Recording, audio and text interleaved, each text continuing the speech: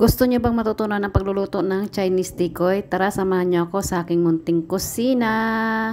Tapusin ang video na ito para may kaalaman kayo. Simple lang ito at madali.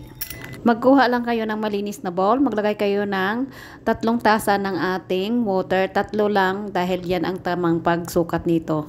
Sa mga Chinese, mayroon din sila ditong sugar slabs. So, maglagay kayo ng 2.5. Kung wala kayong sugar slabs, pwede kayong gumamit ng brown powder na sugar. Ilagay lang po ito sa ating apoy. Pakuluin ng tubig hanggang matunaw yung ating sugar slab. Pero kung gumamit kayo ng brown sugar, pwede nyo lang itong tunawin sa mainit na tubig. Ganito ang texture ng ating slab sugar. Natunaw na siya.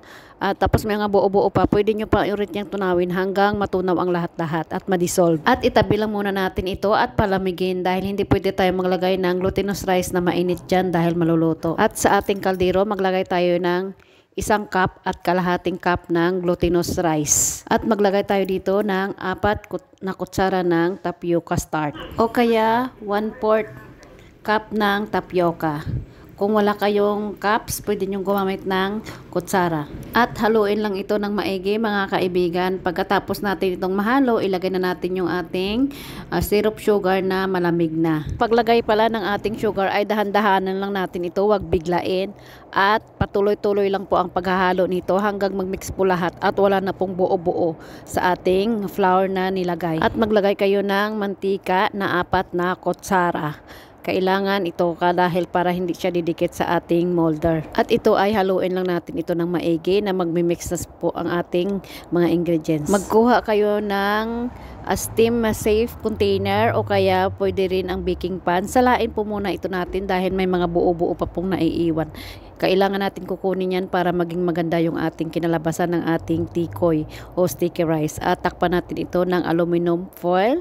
Kung wala, pwede takpan nyo yung takip ng ating kawali ng tela. At ito ay isi-steam natin ng 45 minutes. At ito na yung ating sticky rice cake o kaya tikoy.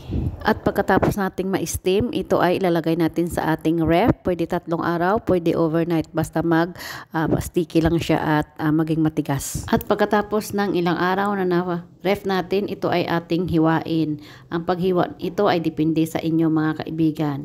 Kung matigas siya, pwede nyo lagyan ng mantika inyong kutsilyo. At magbati tayo ng itlog na katamtaman lang at ilagay natin yung ating sticky rice cake o tikoy. At saka prituhin natin ito at ganyan na yung kinalabasan niya. Kailangan mag golden brown po siya.